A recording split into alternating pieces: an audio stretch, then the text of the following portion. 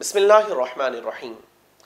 ناظرین محترم، اس کائنات کے اندر جتنی چیزیں ہیں وہ سب اللہ تبارک و تعالیٰ کی وحدانیت کا پتہ دیتی ہیں۔ اس دنیا کے اندر اللہ تبارک و تعالیٰ نے جو چیزیں رکھی ہیں ان میں غور و تفکر کرنے کے بعد انسان اس نتیجے پہ پہنچتا ہے کہ ایک ہی ذات ہے جو اس نظام کو چلا رہی ہے۔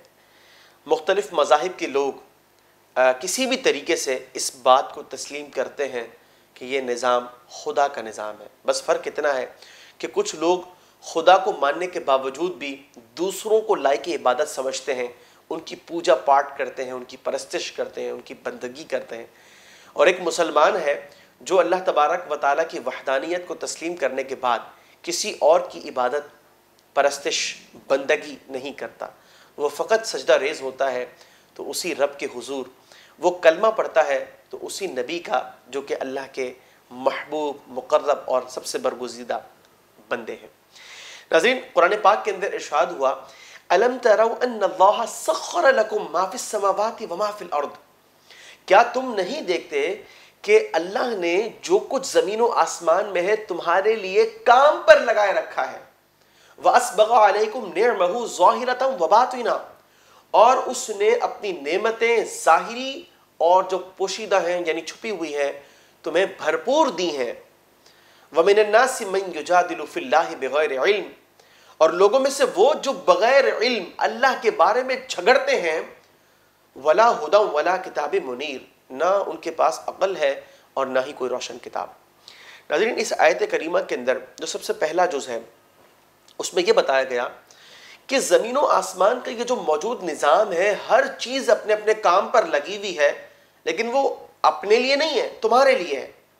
تم کام کاج کرتے ہو اپنی ذات کے لیے، یہ ساری چیزیں کام کاج کر رہی ہیں تمہارے لیے۔ غور کیجئے کیسے سورج نکلتا ہے، کتنی زبردست اور پاور رکھنے والی مخلوق ہے، لیکن اپنا کام تو وہ کر رہا ہے، نفع تمہارے لیے، روشنی تمہیں دے رہا ہے۔ چاند اپنے مدار میں گردش کرتا ہے، اپنا کام کر رہا ہے، نفع تمہارے لیے۔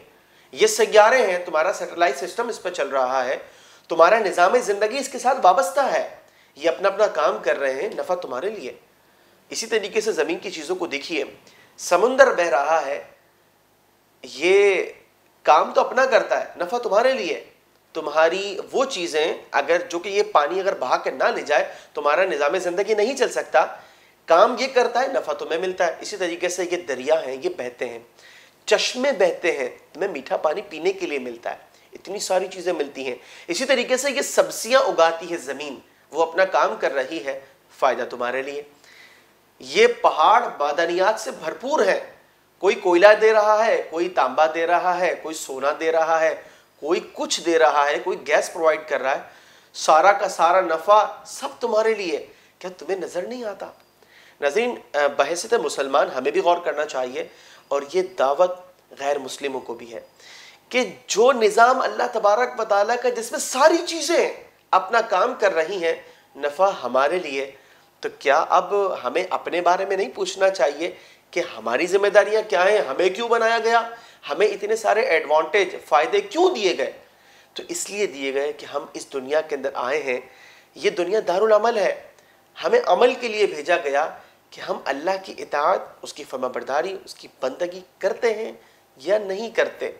ہمیں قرآن میں بتایا گیا کہ مَن یُطِعِ الرَّسُولَ فَقَدْ اَطَاعَ اللَّهَ، جس نے رسول کی پیروی کی، نبی مکرم صلی اللہ علیہ وسلم کی اتباع کی، تو اس نے اللہ کی بندگی کی، اللہ کی اطاعت کی۔ تو آیا کہ ہم حضور علیہ السلام کی زندگی کو، آپ کی تعلیمات کو فالو کر رہے ہیں، نہیں کر رہے؟ یہ چیزیں ہیں قابل غور۔ اور یاد رکھیے کہ ایک غیر مسلم، یعنی یہ جو سوال ہے جس انداز سے کیا گیا کہ کیا تمہیں نظر نہیں آتا، نظر تو سب کو آتا ہے۔ ایک کافر بھی دیکھتا ہے کہ سورج کی روشنی ہے، اس سے وہ فائدہ اٹھا رہا ہے، پینے کا پانی ہے وہ اس کو استعمال کر رہا ہے، ساری چیزوں سے وہ فائدہ اٹھا رہا ہے، اسے نظر تو آ رہا ہے۔ لیکن ایک کافر کا معاملہ یوں ہے کہ جس چیز کو فوکس کیا جائے، ہم کسی چیز کو اگر غور سے دیکھ رہے ہوں، فوکس کر رہے ہوں، تو دیگر چیزیں ہمیں ضرور نظر آتی ہیں، لیکن وہ نظر آنا یا نظر نہ آنا یہ برابر ہے۔ وجہ یہ ہے کہ ہمارا فوکس جس چیز کے اوپر ہوتا ہے، اصل ہماری ساری توجہ اسی کے اوپر ہوتی ہے۔ تو ایک غیر مسلم، یعنی وہ شخص جو اللہ تبارک و تعالیٰ کی وحدانیت کو حقیقی معنوں میں تسلیم نہیں کرتا، اس کے ساتھ مختلف شرکاء کا تصور رکھتا ہے، تو اس کی زندگی اصل میں اپنی ذات اور اپنی جو لائف وہ گزار رہا ہوتا اس کی حد تک محدود ہوتی ہے. اس سے یہ ساری چیزیں جو کہ کام کرتی ہوئی ہیں اس کے لیے نظر آنا یا نظر نہ آنا یہ برابر ہوتا ہے. ناظرین ہمیں اللہ تبارک و تعالیٰ کے اس نظام پر غور و تفکر کرنا چاہیے اور اس کے اندر یقیناً ہمارے لیے بہت سارے ہدایت کے پہلو ہیں.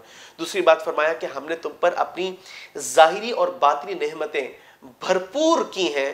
اور ناظرین ان تمام نعمتوں میں مفسرین نے بڑا کلام کیا. ہمارے اعضاء کی سلامتی ہمارے لیے نعمت، ہمارے والدین ہمارے لیے نعمت، ہمارا گھر بار نعمت، مال و دولت نعمت، ہمارا علم ہمارے لیے نعمت، ہماری صلاحیت نعمت. لیکن یاد رکھیے کہ سب سے بڑی نعمت یہ ہے کہ ہمیں حضور علیہ السلام کے طفیل اسلام ملا، کیونکہ یہ وہ نعمت ہے کہ زندگی میں یعنی دنیا میں ہمارے لیے ایک مکمل ضابطہ حیات ہے. ٹھیک ہے، ہمارے لیے وہ قوانین موجود ہیں کہ ہم اپنی زندگی کو اگر ان قوانین کے مطابق گزاریں تو تمام اقوام عالم سے سب سے بہترین زندگی ہماری ہوگی. اور یہ پروف ہو چکا ہے صحابہ کرام علیہم رضوان کے عمل سے. تو اسلام دنیا میں سب سے بڑی نعمت یعنی ظاہری نعمتوں میں سب سے بڑی نعمت اسلام ہے. اور اسی طریقے سے جو چھپی ہوئی نعمتیں ہیں ان نعمتوں پر بھی مفسرین نے بڑا کلام کیا. دل انسان کا چھپا ہوا ہے لیکن اس کا پراپر طریقے سے کام کرنا، اس کی موجودگی ہمارے لیے باطنی نعمت ہے. لیکن اس سے بھی بڑی نعمت موجود ہے اور وہ ہے حضور علیہ السلام کی شفاعت. دنیا کے اندر بتقاضۂ بشریت ہم سے خطائیں ہو جاتی ہیں، کیسے ان کا کفارہ ہوگا؟ تو یاد رکھیے کہ جو حضور علیہ السلام کا غلام ہے، سچا امتی، آپ سے محبت کرنے والا ہے، کل بروز قیامت اللہ تبارک و تعالی آپ علیہ السلام کی شفاعت کے طفیل بالآخر جنت میں ضرور داخلہ عطا فرمائے گا. گناہوں کی سزا ملے یا اللہ تعالیٰ اپنے فضل سے وہ بھی معاف کر دے وہ ایک علیحدہ معاملہ ہے، لیکن بالآخر داخلہ جنت تو ہونا ہے نا ہر مسلمان نے. تو یہ جو شفاعت ہے یہ باطنی نعمت ہے. اور ناظرین فرمایا کہ لوگوں میں سے وہ جو اللہ کے بارے میں جھگڑتے ہیں، تو ایک قول یہ ہے کہ نضر بن حارث مشہور کافر تھا مکہ کا، یہ حضور علیہ السلام سے جھگڑا کرتا تھا کہ یہ بتائے کہ اللہ تبارک و تعالیٰ کیسا ہے، اس کا جسم کیسا ہے. چنانچہ وہ جھگڑتا تھا. اور ایک اور قول یہ ہے کہ ایک یہودی جو تھا وہ حضور علیہ السلام سے یہ اس معاملے میں جھگڑنے لگا کہ بتائیں خدا جو ہے اس کا جسم کیسا ہے، وہ کہاں ہے، اور یہ ساری باتیں اس نے پوچھنا شروع کی. آسمانی بجلی گری اور وہ جل کر راکھ ہو گیا. چنانچہ اللہ تعالیٰ کی ذات کے بارے میں ہمیں زیادہ غور و تفکر نہیں کرنا چاہیے، اس کی صفات، اس کے اس نظام سے ہمیں اس کی معرفت حاصل کرنی چاہیے. اور ان کے بارے میں یہ فرمایا کہ یہ جو جھگڑا کرنے والے ہیں نہ ان کے پاس علم ہوتا ہے اور نہ یہ عقل رکھتے ہیں اور نہ ہی ان کے پاس کوئی روشن کتاب ہے. بات دراصل یہ ہے کہ یہ کفار کا طریقہ کار ہے کہ وہ دین کے بارے میں جھگڑتے ہیں. ہمارے ہاں بھی بہت سارے روشن خیال کہلانے والے لوگ وہ بھی اس قسم کا کام کرتے نظر آتے ہیں کہ دین کے بارے میں وہ اپنی زبان کو دراز کرتے ہیں کہ جناب میرے مطابق میں یہ کہتا ہوں، میں یہ سمجھتا ہوں. یہاں رائے، سمجھ بوجھ اور میرے مطابق کا عمل دخل نہیں ہے. یہاں تو صرف وہی قابل قبول ہے جو قرآن و سنت میں موجود ہے یا قرآن و سنت کی تعلیمات کے عین مطابق ہے. ہم اللہ تعالیٰ کی بارگاہ میں دعا کرتے ہیں کہ رب کریم ہمیں صراط مستقیم پر گامزن فرمائے اور اپنا پسندیدہ بندہ ہمیں بنائے. خلق السحاب وخلق الماء خلق الشمس في الفضاء سبحان خالق الحياة